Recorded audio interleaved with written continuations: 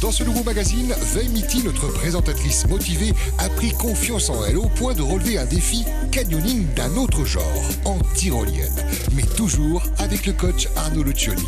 Notre doc de la semaine ensuite nous emmènera de nouveau sur la côte nord de Tahiti, où le foil part désormais à la conquête des swells.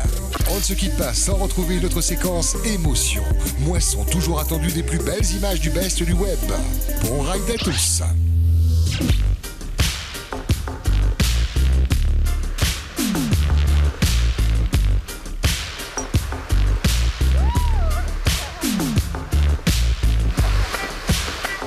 Salut Arnaud. Bonjour. Comment tu vas? Super, et toi? Ça va, merci. Est-ce que tu peux te présenter cet été? Ouais, donc moi je m'appelle Arnaud Lucioni. Je suis guide de montagne et moniteur de canyoning. Et j'exerce sur Tahiti depuis plus de 25 ans maintenant. Donc tu es guide de métier, qu'est-ce qui t'a donné envie de faire ça? Je suis issu d'une famille d'alpinistes, mes parents étaient alpinistes.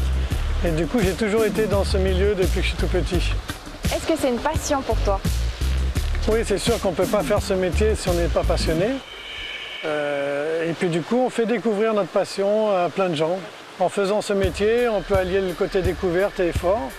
Et tu vois, mon bureau, il est pas mal.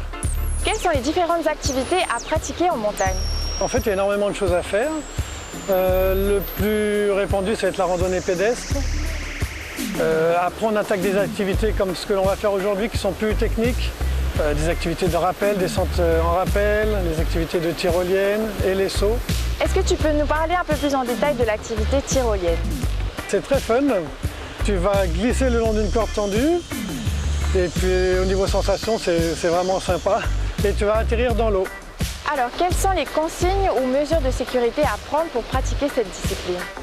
Alors la tyrolienne, déjà, il y a des techniques bien précises pour la mettre en place.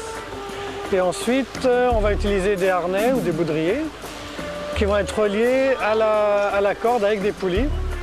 Et pour la sécurité, on va mettre également des casques. Est-ce que la montagne, c'est dangereux?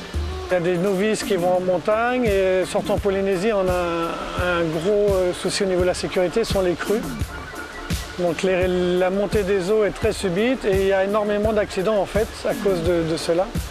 Mais c'est vrai qu'on ne part pas en montagne comme ça, il faut avoir un sac à dos avec des cordes, des moyens de communication, visualiser la météo, se renseigner au niveau de la météo avant de partir. Jamais seul, parce que sinon on risque de jamais vous retrouver, c'est déjà arrivé. On ne part pas comme ça à l'aventure en montagne, on prend des mesures avant. Alors Arnaud, aujourd'hui, qu'est-ce que tu me proposes? J'ai prévu pour toi de la tyrolienne, mon tour, c'est fun. Tu vas glisser le long d'une corde, tu vas prendre de la vitesse et au final tu vas atterrir dans l'eau. Ok, je suis prête, j'ai trop hâte. C'est parti!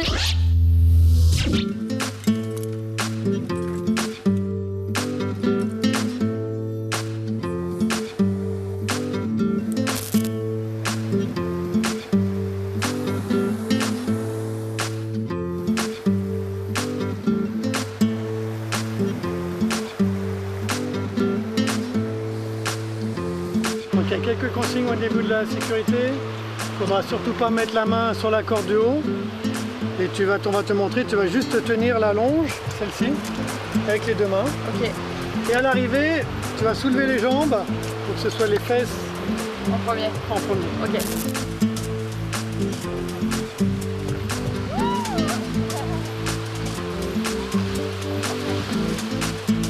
Prête ? Ouais, je suis prête. Allez.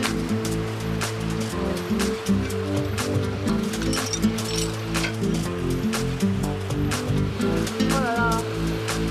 Ok. Bon bah, ciao. Why has man given such importance to thrill? C'est carrément cool, ça fait peur quand même de se jeter dans le vide. Mais voilà, bonne sensation. Trop top.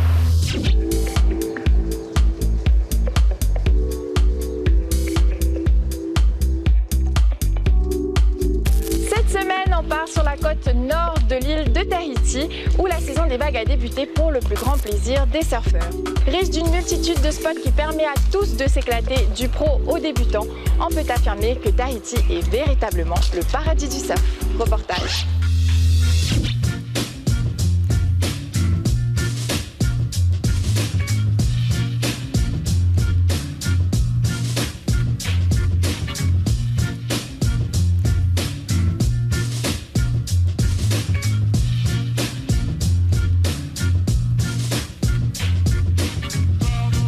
Énergisée par les trains de houle du Nord en provenance de Hawaï, la côte nord de Tahiti se mue durant quelques mois de l'année en The Place to Be de tous les adeptes de sports de glisse aquatique, électrisés par ces longs swells livrés directement par l'océan sur les spots de beach break.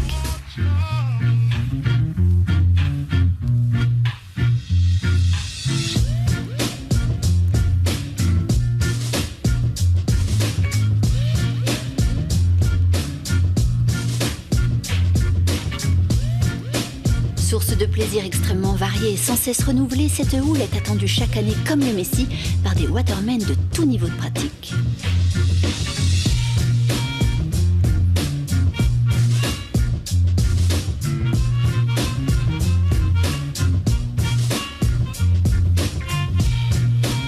C'est pas la houle qu'on attendait en fait, on pensait que la houle allait être plus grosse et peut-être avoir des bons barrels sur la ligne droite, mais bon, après on a essayé de s'adapter, les boys ils avaient amené les jet skis, donc on a fait du tow out et c'était cool, on est allé haut dans les airs, mais bon, ça fait toujours peur aussi de se blesser, mais bon, c'était cool.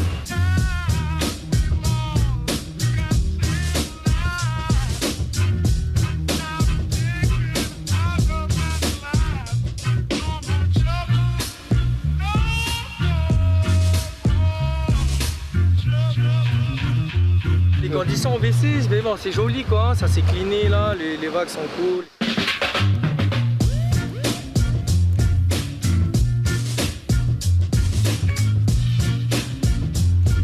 Cet immense terrain de jeu couvert d'écume fut longtemps essentiellement dévolu aux surfeurs avant de voir arriver de nouvelles disciplines, aussi fun que parfois délicates à faire cohabiter, même si beaucoup passent aisément de l'une à l'autre.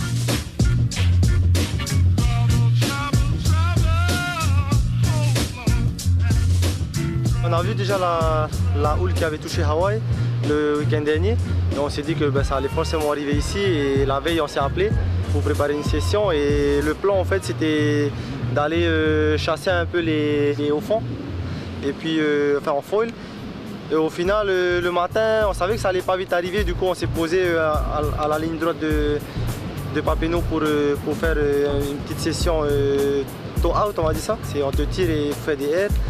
Voilà, c'était plus une session pour s'amuser, pour avoir du fun et pour surfer, se mettre à l'eau, baignade.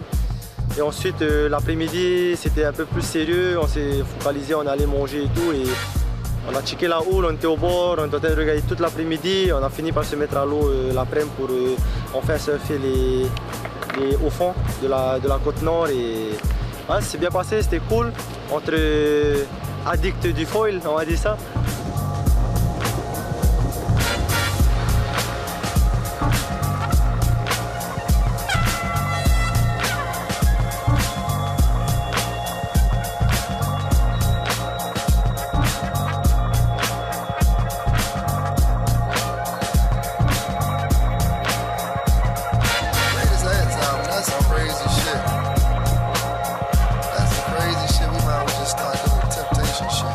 On a l'habitude de faire Teahupo'o et d'autres spots et voilà, le fait de venir ici sur la Nord surfer les Maotis, ça change, c'est un nouveau feeling, c'est une nouvelle ambiance et voilà, c'est cool, c'est un peu l'objectif de surfer un peu partout aussi.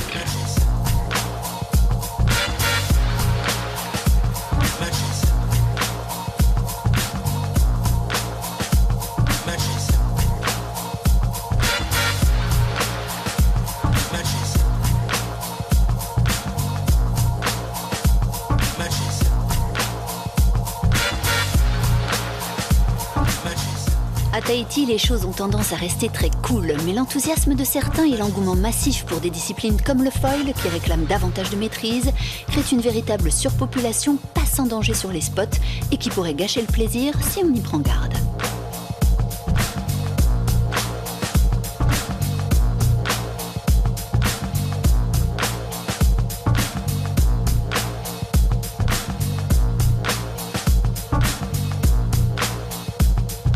J'aime la houle du Nord parce qu'elle me permet de surfer dans l'un de mes spots préférés. Elle est longue, elle déroule bien, elle est idéale pour les longboards et les paddles et les fouilles. Et chaque année, j'attends cette houle avec impatience.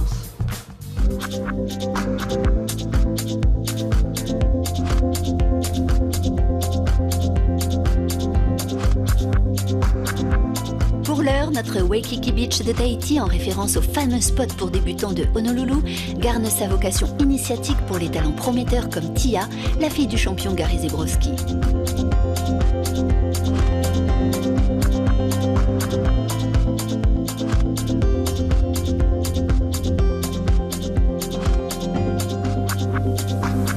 C'est l'hiver en France et ici c'est parfait pour Tia parce qu'on a les mêmes conditions avec de l'eau bien chaude, il fait beau et puis là elle s'est fait pas mal d'amis à l'eau avec des locaux et voilà, elle s'amuse bien et elle progresse également. Elle adore les grosses vagues donc bon.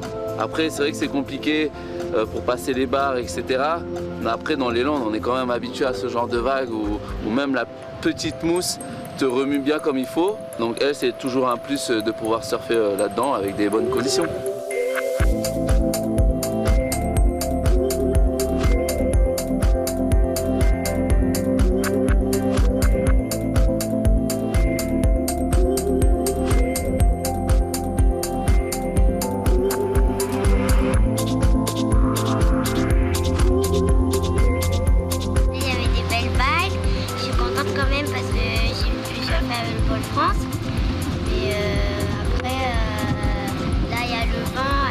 Bien, mais c'est mieux que rien.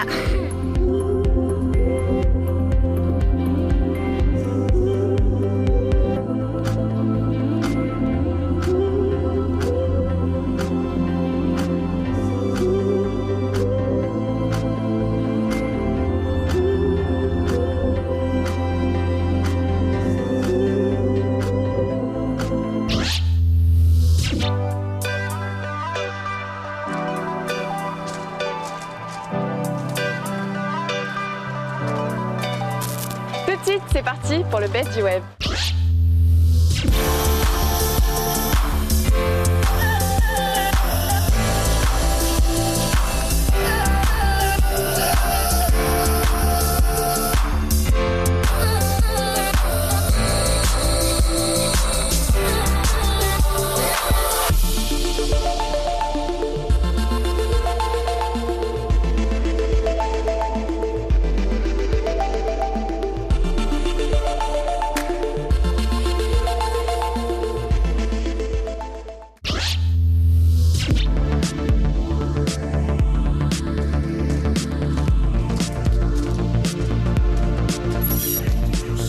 Merci à tous de nous avoir suivis aujourd'hui. Vous pouvez retrouver cet épisode en replay sur la plateforme de Polynésie, la première, ou bien sûr les réseaux sociaux d'Islanders Tahiti. Je vous souhaite à tous une belle semaine et de belles sessions. À la semaine prochaine. Nana!